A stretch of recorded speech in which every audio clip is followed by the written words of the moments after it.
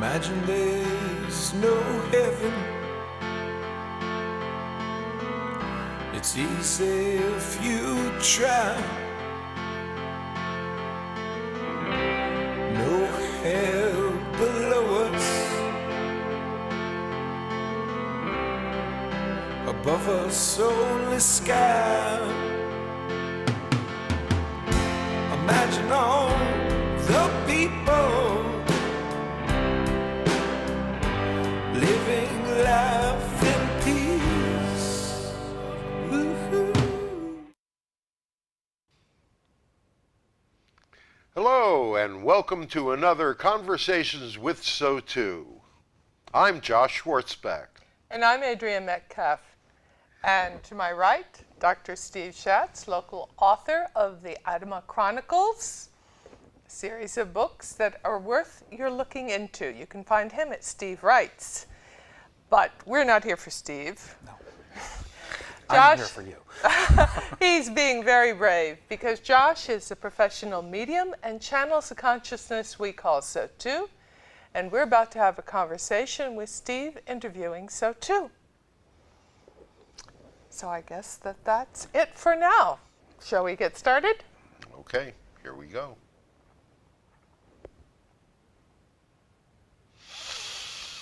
Righty now. Well, hello everyone. We are SOTU, and this is Conversations with SOTU, the interviews, and this is part five,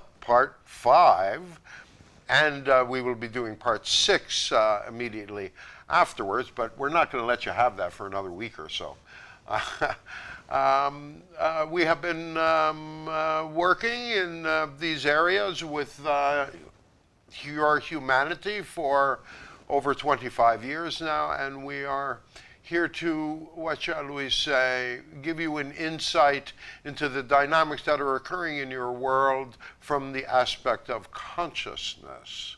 And so hopefully we will be able to give you an understanding of what is going on in your world from at least that aspect.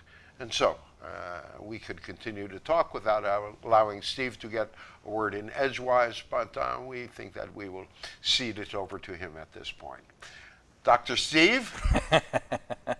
SOTU? Are you ready for us? I am. All right, lay it on us, baby. All right. Well, let's get right into it. What has happened in the United States in the past week has been relatively newsworthy and traumatic. There has been, I want to get to the climate part in a minute, but there have just been riots in, almost in Portland. And it seems to be that people in the country are very divided now. Instead of merely disagreeing, it seems to degenerate into bricks and bats. Yes. Bricks yes. and bats. Yes, we understand. So, why do you think that it's gotten to this point? And is there anything that, as an individual, I can do, someone watching can do? Certainly so. And this is the natural result of many, many years, many decades at this point, of a dynamic of movement that has occurred and is occurring in your world that is, as we have often said, pushing you toward a dynamic of increasing consciousness. A couple of weeks ago, we alluded to the fact that, in fact, if you looked at the dynamic of the timeline of earthly humanity is actually in entropy right now, and is actually in a dynamic of a decline.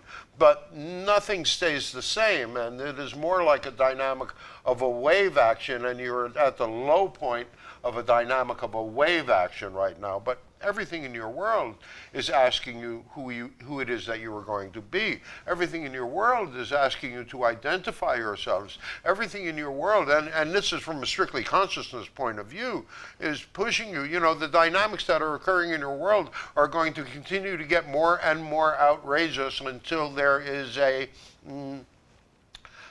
certain dynamic of enough of you awakening that you are going to begin to be able to stand up and say, no, I do not agree with this, and your voice will be heard, but it will only be heard if you come together with a certain dynamic of cohesiveness. And so far, everything that we have seen right from the time of the election until now has been more and more and more divisive, more and more fractionalization. Now that is purposeful because your world gives you exactly the opposite of what it's asking you. And so in the dynamic of divisiveness and all of that dynamic of fractionalization, you are in fact being asked to come together. You are being asked to find commonality. You're being asked to find common ground. You're being asked to be a singular humanity. And you are going to continue to have these seemingly outrageous dynamics occurring in your world until there is enough of you that basically say, this is not right. You know, you're moving, if you're looking at the dynamic, you're moving from a certain class of civilization to another class, hopefully a more enlightened class of civilization, where you measure yourselves by how well the least of you are doing, not how well the best of you are doing. So, in a simple sort of way, what is happening is you've gone over the edge of the cliff in many ways. And you are on, there's a certain dynamic of momentum that is happening along the dynamics of entropy right now. And, you know, the question ultimately is, are you going to allow yourselves to crash and burn and then have a restart? Or will enough of you wake up in the meantime? Because that's just the point, isn't it, dear ones? It's about waking up and standing for your truth. Now, that truth is individual with each and every one of you. So, you know, the bigger question is, the bigger answer is, you're being asked to come together. The opposite dynamic is occurring in your world in order to create that dynamic of energy, that momentum of energy, where enough of you are outraged, where enough of you are able to transmit that dynamic to the rest of your world. In other words, you know, what's your new t-shirt, Adrienne? Stand up for your right to live and let live. Stand up for your right to live and let live. So that's what's being asked of you. If you go back to a couple of weeks ago, you know that we alluded to the fact that there are a certain smaller percentage of you that wish to control everything. Mm-hmm. Well, that comes from fear. All right, and those are what you would consider fear-based people.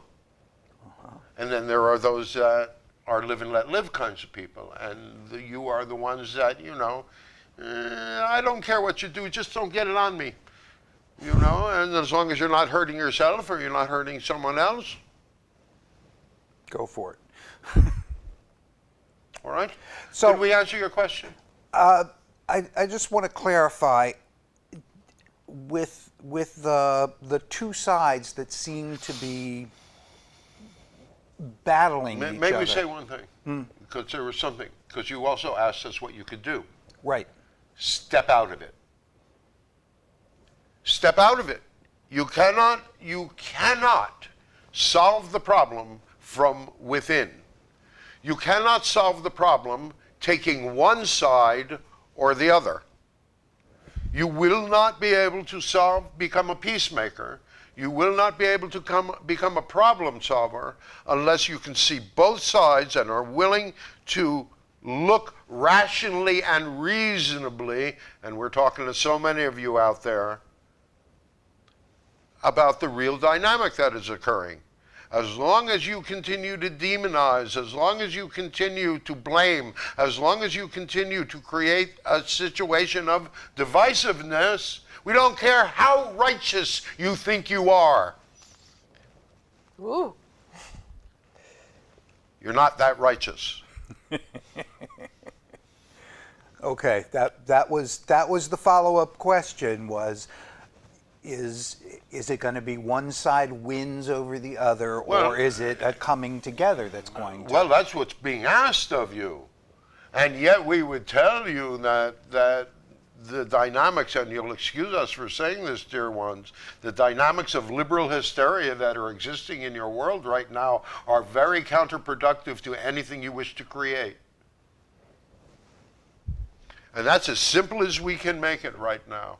Now, of course, you can go ahead, and what's going on in Portland right now is a dynamic where you've got a dynamic of, and he wasn't really a right-winger, he was just confused, but he can stand up and he can rant and he can rave. Well, these people, it's just an excuse to go off because of all of the pressure that they are feeling, all of the self-righteousness, all of everyone feels, you all feel you're right. Well, how can you all be right? Mm-hmm. There are certain things that you believe that are right, and there are certain things that you believe that are wrong. And there's a third position here. There's a whole dynamic of objectivity that occurs. It's not a dynamic of compromise. It doesn't occur on a linear timeline. It occurs when it's a quantum dynamic that occurs when you can objectively see both sides of an argument, both sides of a paradox, let us say. Okay. So creating, adding to attention, because the event that triggered all of this was not a political act, but an act of probably a crazy person or a confused person. If you believe that, there are just as many people in your world that believe that there is no dynamic of anthropomorphic global warming, in other words, caused by man. Mm. And there is a dynamic, and we would wish to tell you that the one thing that is common in your world is change. And the climate is more a reflection of the emotional status of earthly humanity and the emotional expression of earthly humanity than anything else. And so we would suggest to you, if you calm down a little bit, maybe your weather might calm down a little bit.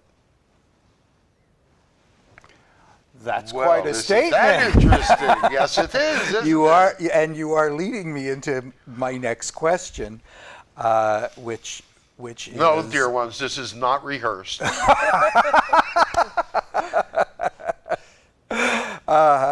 And he does not see the questions beforehand. Well, we do not have his glasses on, so he's half blind anyway. Yep. It is the question about climate change and the events of withdrawing from a climate agreement that might not have been so arduous, but it was a statement of unification of this is a problem and we want to move in this direction. So. What are you doing? We're playing patty cake. Yeah. Because that's what your world was doing, was playing patty cake with the dynamic of climate change. If you look at the dynamic of your scientists, the world is predicted to warm by 5 to 8 to 9 degrees over the next couple of decades. Mm-hmm. All right? And that is going to make things extremely uncomfortable, won't it? Yeah. Large parts of the world will be underwater. Right. So what is a dynamic of a supposed solution that only takes care of 0.3% of that? Mm-hmm. Practically useless. It was patty cake. So the truth of the matter is that the climate agreement was a baby step when a giant step is called for. You don't become a peacemaker and problem solver by playing tickle tickle. You need to come up with real solutions for real problems. And climate change is certainly a problem. Do not get us wrong in that. We absolutely agree in that. And it has as much to do with the sun and the reduced output of the sun and the cosmic rays and the cosmic energy that are coming in as much as anything else. So can you yeah, okay, should you not be dumping as much CO2 into your atmosphere? Well, we would tell you that there are some in your world that are expecting a mini ice age, and you can use all the carbon dioxide you can get. Mm-hmm. From their point of view. So what's absolutely correct? You do realize what? Yes, yes, we do. You do realize that before Mr. Obama left office, he signed a thing called the NDAA, making it legal for the news media to use propaganda against you as Americans. You do understand that? No, I don't. I have not heard of that. Well, it's called the NDAA, and if you don't know about it, look it up. Because the truth of the matter is, propaganda is legal now, and you truthfully can't believe a thing that comes across. Oh, are we coming across that kind of TV? Well, that just gives you the opportunity. That just gives you the opportunity to question everything that we have to say. If it rings true for you, then fine, you can accept it. And if not, we're perfectly up for an argument. Okay. It does seem that climate change, the arguments about is climate change there or not, feel a lot like the 1950s and 60s cigarette advertising. Absolutely right. Where but that's absolutely right. But that's the dynamic. You can't believe anything. Mm-hmm. Because everyone seems to be in the pocket of everyone else. And within the dynamic of the corporate structure, if it's coming through mainstream media, it's got a corporate agenda. Yeah, there's a lot of money. It's got a corporate agenda, which is not a human-based agenda. Do you have an agenda? Absolutely. You want to tell? We are here to assist you in the growth of earthly humanity. Our agenda is to give you the opportunities to grow, and whether that is hanging out a juicy little carrot for you or kicking you in the butt, it matters not to us. Because that's the dynamic of your soul. Your soul wishes you to grow. Your soul wishes you to be more within the dynamics of a lifetime. Your soul wishes you to accomplish what you chose to face in a given lifetime. Of course, they're going to try to speak to you quietly and with elegance. How many of you listen? So, first they'll speak to you in a quiet little voice, and then they'll speak to you a little louder. And then they'll speak to you a little louder, and then they'll start chewing on your nether regions, and then they'll hit you up the side of the head with a baseball bat if they have to. Because these are the dynamics that you chose to face within this lifetime. Repetitive emotional dynamics are the key to discovery of your life lesson. And everyone has one. One? A primary. And then there's all the others. Okay. There is a primary, absolutely so. And is there a way of finding that out? Sure, the one thing in your life that you have always wished for and you can never seem to get. Okay, and what does one do about that? What do I do about it? It's an exploration, isn't it? So we would suggest to you that, you know, you have often had blocks around having your voice being heard. Mm-hmm. Right, as many writers do. Yes.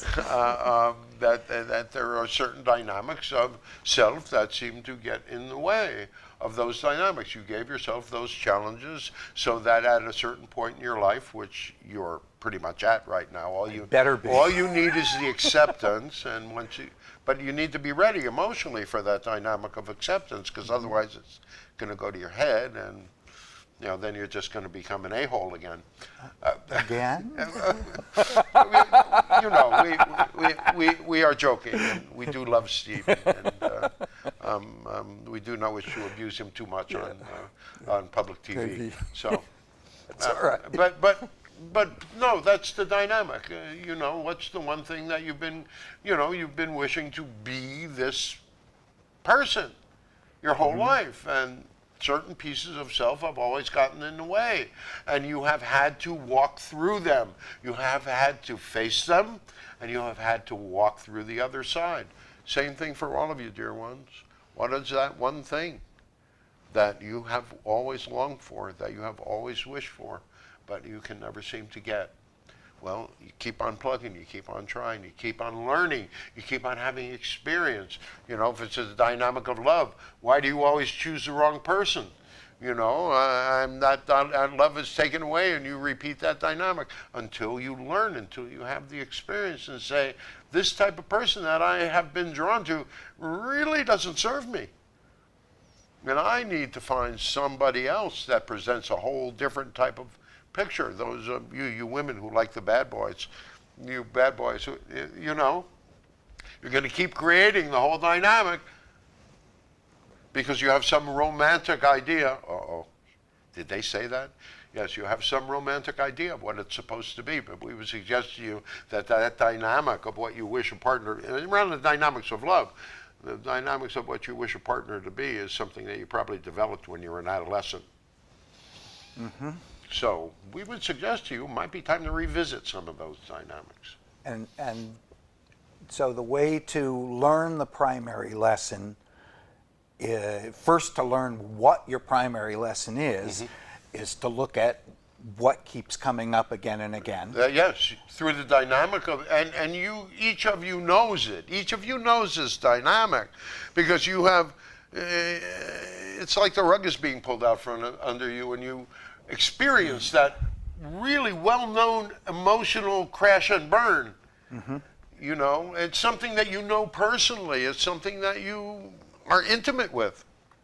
And so when you reset that dynamic, belief creates behavior that reinforces belief. And that cycle, and that cycle continues until you are, and it has to be you, are the one that chooses to break it. We'll say one more time. Belief creates behavior that reinforces belief. And that's a tape loop that so many of you are locked in. So you look at the behavior, you look behind the belief. All you have to do is identify the emotion. You don't have to intellectualize it really heavily. All you have to do is look at the emotion and realize that every time you experience that emotion, it reinforces the belief. Let's say there's a belief that it's not safe to love. So then you attract somebody that proves to you that it's not safe to love, which reinforces the belief that it's not safe to love. And so you go through a whole lifetime believing that it's not safe to love until you pick the person that is actually safe. But that's not the person I'm drawn to. Yeah. What does that tell you? Does that tell you there are parts of you that lie to you? Yeah, there are. It's called negative ego. And that's a whole other, can't do that with 4 minutes left. We'll put that into another one. Mm-hmm. So I want to just really make this clear so that people who are out there who are watching, the millions that are watching this, will be able to take an active step in looking at their primary lesson. So if they've identified their primary lesson, then they want to look at what the belief is, and then they want to look at what actions they've taken, change their action. You need to move out of the old reactions it may just be, the first step may just be to say, I'm not going to go there this time. You know, that... He's cute, I'm not gonna. Right, because you know what's going to wind up happening is Right. you're going to have you're going to draw to yourself that dynamic that would repeat the emotional negativity, the emotional reinforcement of the negativity. Okay, so if you know that that's going to happen, like you get done with a really bad relationship and you say, well, I'm not going to do that anymore, and then you go out to the bars again, you know? Or you decide that you're going to spend some time with yourself and heal and find out who you really are and find out what you really wish for yourself. And then you can begin to explore in those areas with a certain level of cognizance, with a certain level of awareness, with a certain level of understanding. Right, we just had the 2-minute warning. The 2-minute warning. Gee, and I'm just getting started. Yeah, we're just getting warmed up. Well, we got a whole other half hour after this one. Good. Hopefully it's as intriguing to those who are watching as it is to us here. Well, if we are only intriguing you, that's fine with us. It's fine with me too. So tune in again for my therapy sessions, broadcast on your public TV. Okay, let's do one quick one. All right. And this may carry over. Along with this country being divided, there seems to be internationally a rise of nationalism. Makes me think of history lessons from the early 1900s, which ended poorly. What do you see happening here? Is that just more of the same dynamic? Yeah, it's a form of globalism that has been taken to a degree that is, what shall we say, divisive in many ways. It's national instead well, they're of trying global. but that's the opposite end of the dynamic. It's globalism, and the globalism is causing nationalism. Because nationalism is a reaction to the dynamic of globalism. I see. We have to say goodbye. All right, 41 seconds. All right, dear ones. We will, if you wish to, Stephen, get into this afterwards. We are SOTU, and this is Conversations with SOTU. And today is the 5th day of June 2017. Hope you enjoyed it. We'll be back in a short time, for some of you a week, and we will give you the second half of today's show. We love you all so very, very much, and so until the next time we close, sending you peace, sending you happiness, sending you joy. We left you 10 seconds. Thanks for joining us. Go to our website for more. You may say I'm a dreamer, but I'm not the only one. I hope someday you'll join us, and the world